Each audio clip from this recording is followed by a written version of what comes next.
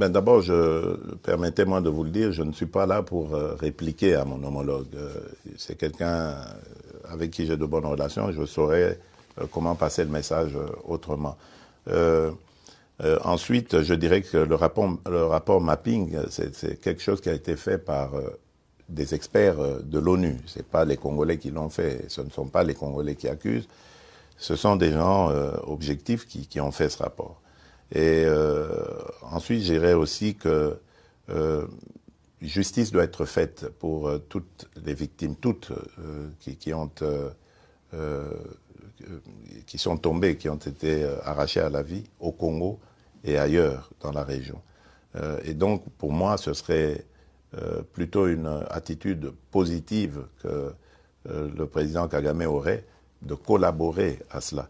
Parce qu'à ce stade, il n'y a pas encore de condamnation. Donc il faut se mettre au service de la justice.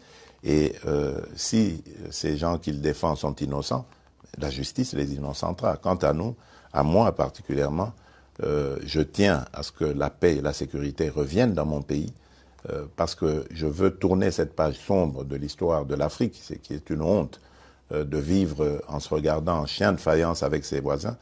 Je veux la paix pour mon peuple, mais pour les peuples voisins aussi, que nos pays se tournent vers leur développement plutôt que de se faire inutilement la guerre. Demain, lorsque cette paix sera une réalité, nous allons ouvrir ces pages aussi sombres avec la justice congolaise et voir dans quelle mesure nous pourrons régler les méfaits du passé par une justice transitionnelle ou par une justice pénale, enfin, peu importe.